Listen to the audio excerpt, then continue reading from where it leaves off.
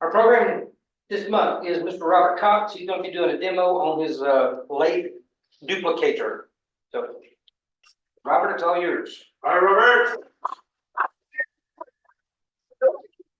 I'm glad y'all clap first because there's no guarantees at the end. I'm gonna back up a little bit. I've got a blank loaded in here, but a while back I had a request from my kids. They wanted Dad to make them each a chess set. And I thought, how the heck am I gonna make chess pieces on my lathe? And I picked up the Penn State Industries catalog that they send you like 17 of every month in the mail. And there was a duplicator in there, and in the duplicator, there was template set for chess pieces. So I thought, okay. And at the time, the duplicator itself was on sale. I got it for $125 or $149 now. And that included all of this. And then I bought some templates, and I'm going to pass these around. These are actually the templates that make the chess sets. This is the pawns, and they make them head to head, and then you part them off after you've sanded them, and you can finish them before you part them off also.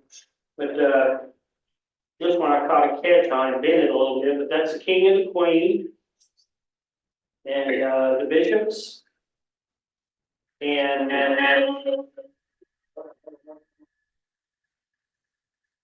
get back. That's my fault. Sounds like my hearing aids. The pawns and the rooks and the knights. But on the knights, you have to do a little extra work on them because you have to put them on the bandsaw and carve in a little bit, and then carve the outline of the horse's head. But you do that on when you set up a blank, it'll carve the pieces, and then the square part that you have left on the knights, you just do your work on that and then sand it down, and all of this part will make your knights actually look like horses. But I'm going to pass these chess piece templates around. You can see one of them's bent a little bit. I caught a catch on a piece of walnut when I was making some the other day, and it shattered my blank and bent my template a little bit. But the template itself for cutting a set of chess pieces is only $24. So if I had to buy another one, it wouldn't be a major deal. This is the way the unit looks when it comes out of the box. The wooden blocks are actually your spacers to get you up to the height of your headstock and tailstock. And this one I bought, they have about 3 or 4 models, and they fit different lathes. This one was called the Universal, and it came with some extra wooden blocks. And you can flip these up if you have a taller setup, and run your mounting bolts through there. It's got a block on, or a metal block on the underside that fits between your ways on your lathe, so it holds everything very, very steady. And as far as the setup goes, this was already assembled. I had to put my cutter in, which this is a carbide cutter. You can get them in high-speed steel or carbide. And to resharpen these, you just take a little diamond card and give it about 3 rubs on each side, and it goes back to sharp. But the actual initial setup, once you get it done, if you don't take it off and put it on a different lathe, you only have to do it one time. And what you do is you take the point from your cutter and get it as near to in line as you can get with the point on your dead center, or your dead center, and then bring it down to your live center. And when you get that close, you're there.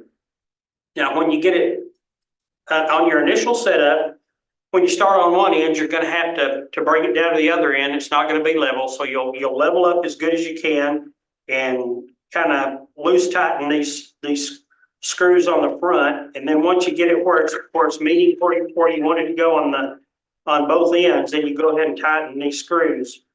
Now on the top right here, there's 4 screws, and there's a little groove on the back side of this metal piece behind this fence. And loosen those up, you drop your template in, tighten them back down. And then once you get that done, this piece right here is your follower. And you basically want to make sure that, when you start here, you're going to be able to follow your template around, and it's always easier to go downhill than it is up. And oddly enough, that's about what there is to have to assemble when you get one of these. So coming out of the box, it's a really short process to get set up and ready to go. Now, one thing I wanted to be able to do was to take other things that I'd made, like an egg kaleidoscope or a nice little finial or something. And I was trying to figure out how to make a nice template without having to cut something in half and then trace half of the outline onto my stock for my template. And was in watching YouTube one night, and there was a guy said, "Oh, just get you one of the gauges you use to determine your profile on like crown molding, and then you just set this up against it, push these in, and the next thing you know, you've got your profile for your template." And what I've done is I've taken a piece of plexiglass and gotten a fine tip Sharpie, traced around this, and then put it on my scroll saw and cut my template out. You got to be slow and careful.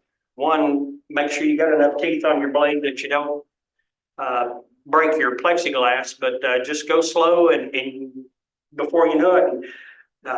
I'm working on one for an egg kaleidoscope and one for some spinning tops. The top kit like I made, I think, for my first demo, that was a PSI kit. But if you got a piece of plexiglass or if you've got a laser engraver and you want to cut acrylic that way, you can make your templates really quickly. And I'm not up to speed enough with my laser engraver yet to start engraving and cutting my own templates there, but the scroll saw is working just fine for me. So I did pick up some more templates.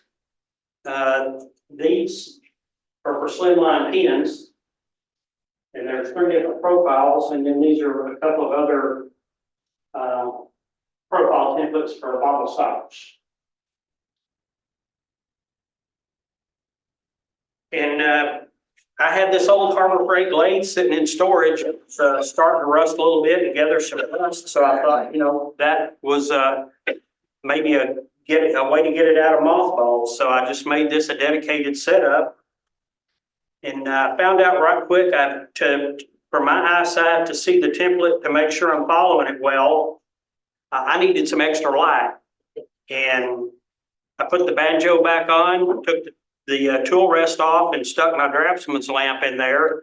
And now I can move my lamp around, in, out, here and there, and still be able to see everything. My table that I put this on came from Home Depot. It's a DeWalt portable tool stand, and it's made to hold all the way up to their thickness planer. So I figured it would be plenty sturdy for this little lathe. And with that, I'm going to go ahead and set this in.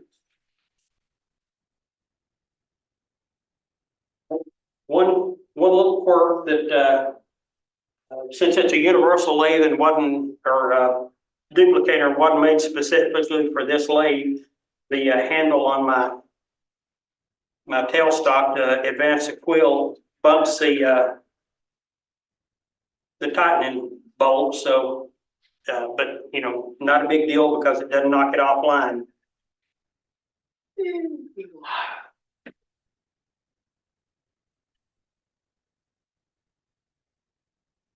Since I'm not planning on sanding anything tonight, I didn't go ahead and hook up my air filter, but definitely going with face mask from our safety minute. I've learned from watching that you don't get anywhere near a piece of equipment without one on. So, can y'all hear me okay with this down? Okay, good. I've got it running pretty fast because I'm just gonna round out the color.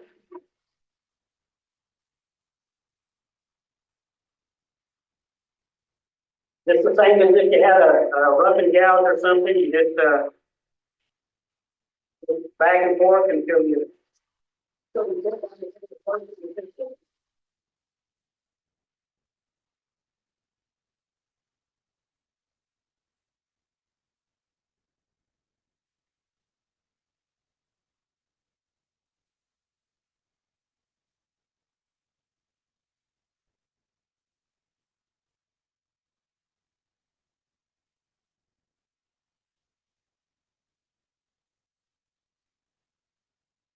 As I'm getting to right here now with my template, my guide is just about to start touching the template, so.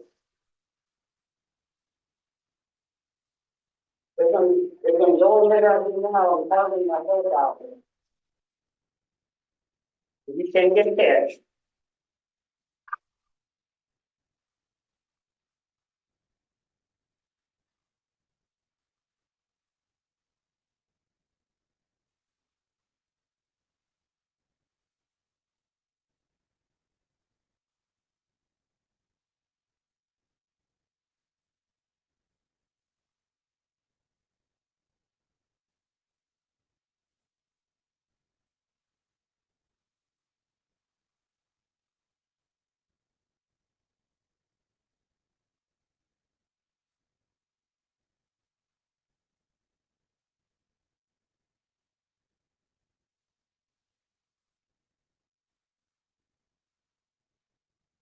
Which pencil is this?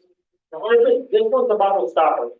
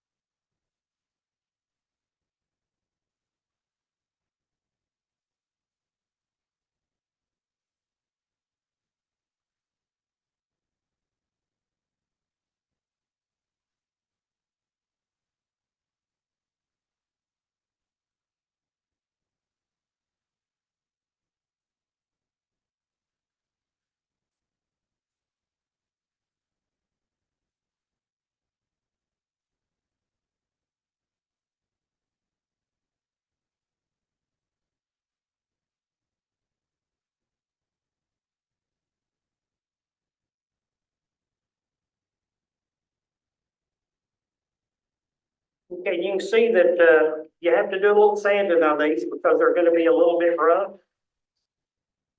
But, this is, one bottle stopper handle. And,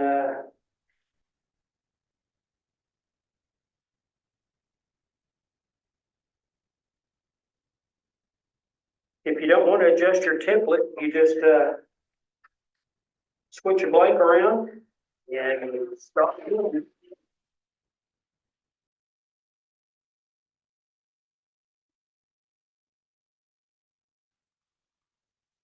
When you get off the end of your template, a little bit, and start going down toward the part off point, it's real easy to catch. But the best way I've found out in the short time I've had to practice on this is always easier to go downhill. Robert, what kind of a cutter does that have? It's got a carbide cutter. Can y'all see it there? It's just a sharp point, and it's a double-ended cutter, so you can flip it around when it dulls out, and then I've also got a high-speed steel cutter that goes with the set too. Thank you. And just like any of the other tools, it's sharpenable at home.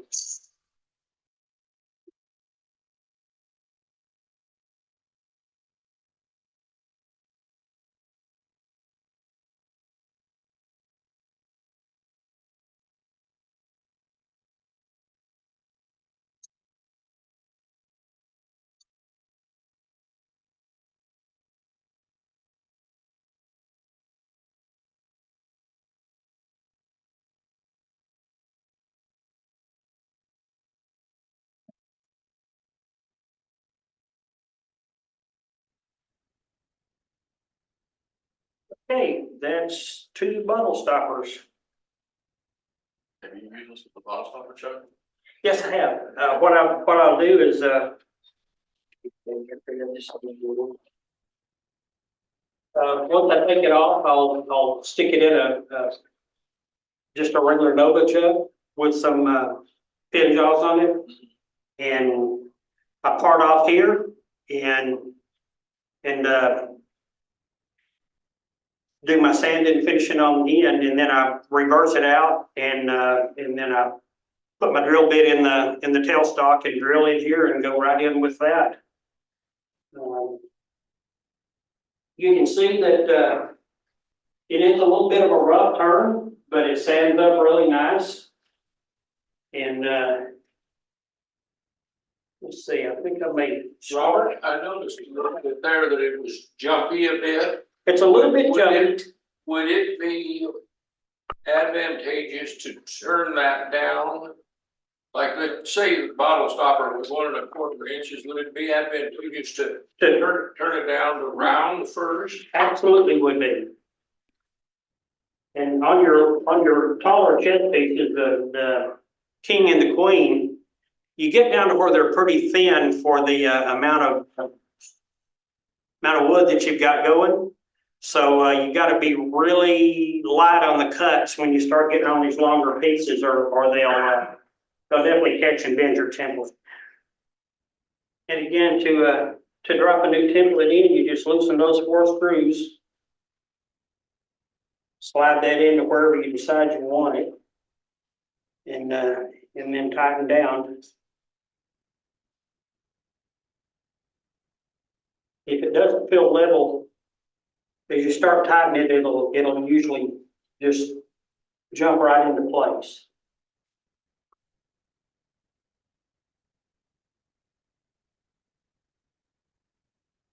Nice thing about it too is it's a pretty much a one tool. You can see here I slipped a little bit on my height from those catches, so I'm going to make one quick adjustment here on my fence.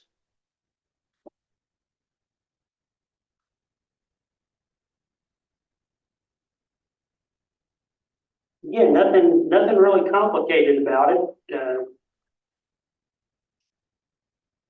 Pretty simple all in all in its structure and the operation.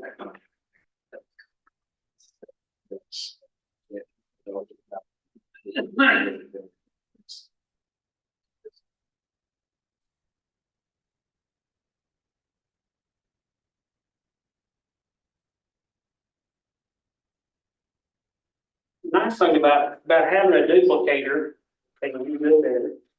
nice thing about having a duplicator is at Christmas time when you want to make something for lots of different people in the family, and nobody wants one that's better or worse than anybody else's. Everybody gets one just alike. One thing I did find out is the screws that Penn State Industries sends with this are not the greatest hardware in the world. So I've already replaced the ones on the template holder.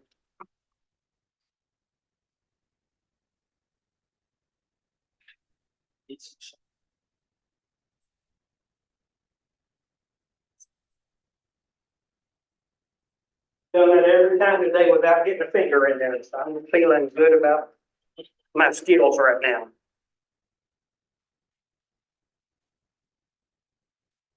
Somebody never draw blood.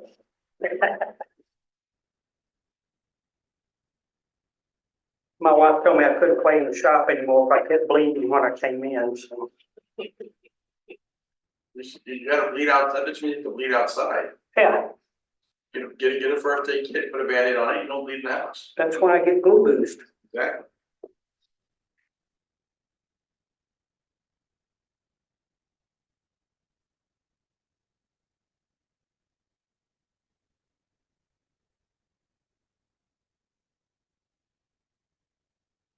About at the end there, so.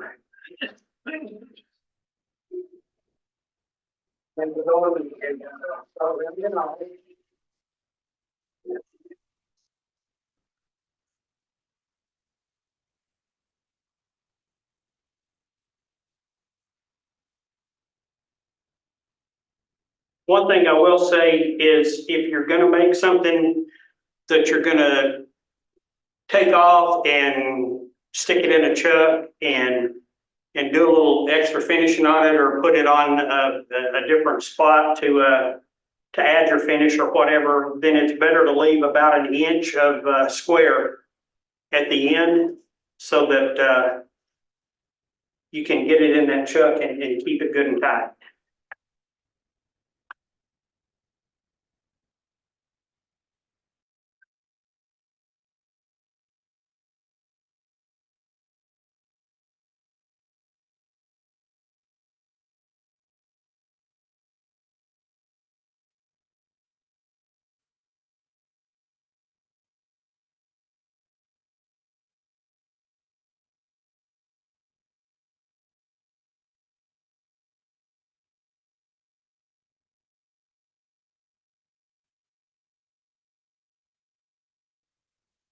You can see it does round on out pretty quick.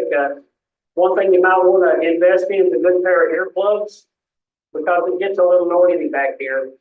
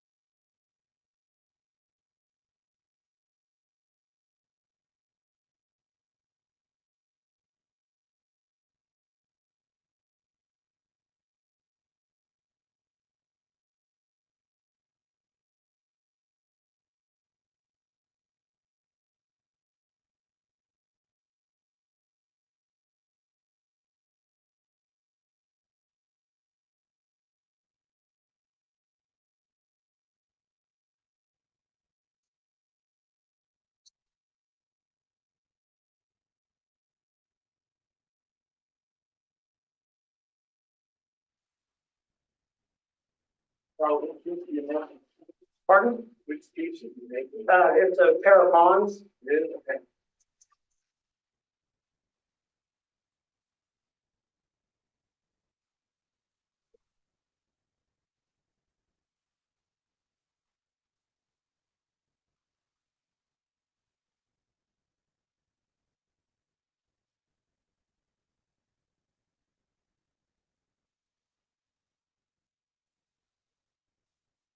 Actually, I don't think it is. I think that's maybe.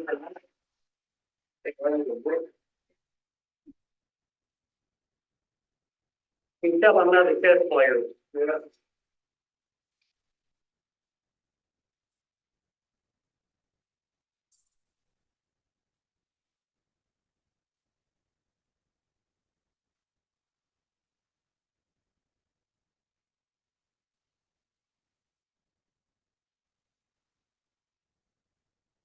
Okay, I've got them in profile.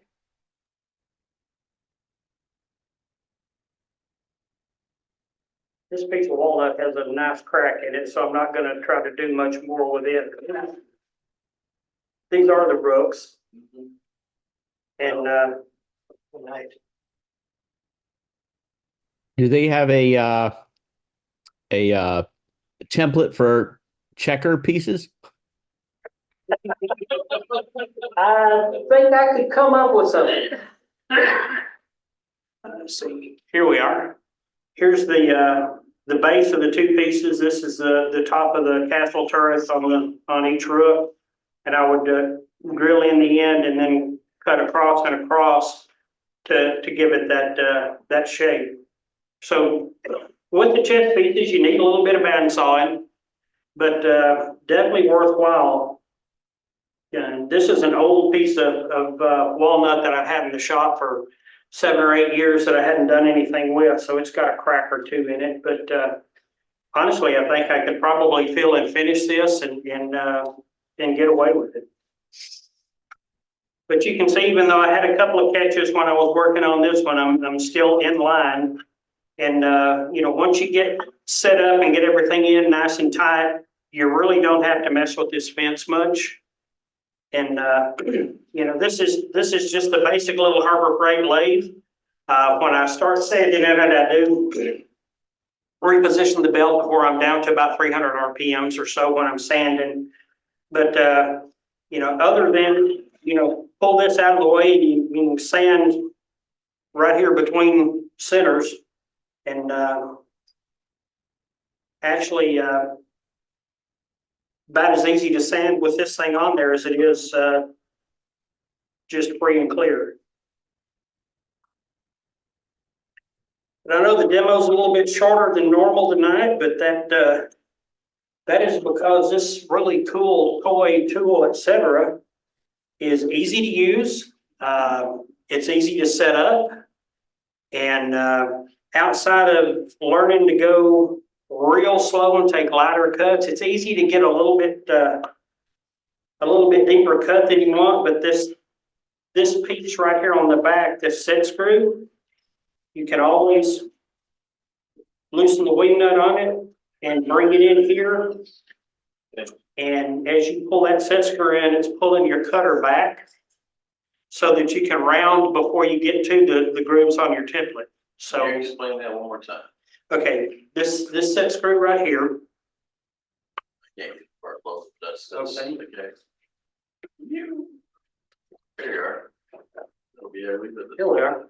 You can see this little handle Yeah. right here. Yep. And as you turn this threaded rod in, the follower, which is like a little screwdriver, gets further away from your fence.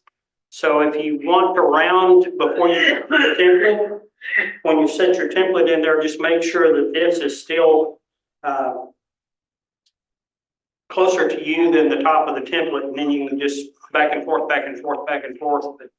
And then as you start running down your template, just bring that thread out 1 or 2 turns every time you come across. And as you begin to go downhill on your template, you can see before long you're all the way down to where you're all the way back in. And that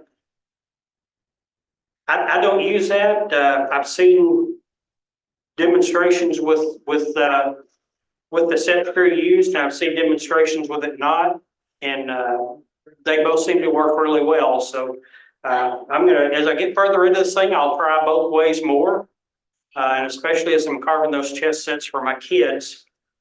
But I think all in all, for $149 and then a $25 template set for the chest sets, I looked to see what turned chest sets cost, and for just the pieces, they normally start at around $200. And I did find a nice chessboard on Amazon that's walnut, and it's black walnut and maple, which is the 2 stocks that I'm using to make the chess pieces. But it, it pays for itself in one chest set, basically. But if you want to make a bunch of bottle stoppers and you sell them for $20 a piece, the thing will pay for itself pretty quick. And then on the pins, slimlines were the only templates that I could get pre-made, but I'm going to be doing some templates for some other pin barrels. Randy, Will that cut acrylic? it will cut acrylic. It's a carbide cutter, and definitely will cut acrylic. And me and kaleidoscopes, I'm gonna probably for the next bolt cutters meeting bring some kaleidoscopes that I've done on this duplicator, just as a show and tell item. But I'm gonna give y'all some time back tonight. It's a fun toy, and it's easy to set up. It's easy to use, and I think I'm going to get hours and hours of enjoyment out of it, and just to make something for my kids that they may want to keep a while is worth the whole thing to me. Gordon, Is it limited to a small machine or can they be used on? the ones from Penn State are primarily small item, but this one is a universal. They have them for their Commander. The records. The red ones. But you're gonna adapt it to a very much. Yeah, and quite honestly, you can take a look at the thing, and if you've got any shop expertise at all, you can recreate it for a bigger setup. And that's something I'd like to do if I can get into doing more spindle production type work when I retire from working for We the People. Then I'll build my own. And this piece right here just mounts with 2 screws from the bottom side, and the top of the bracket for the template has 4 screws on the top side. There's 4 screws on the front. That's the whole fence. And then this piece has a screw under each end. It's a metal rod with a bushing on it, so it's not grammatically complex by any way, shape, or form. But like I say, I'm having a ball with it, and with that, I am done, and I appreciate Thanks.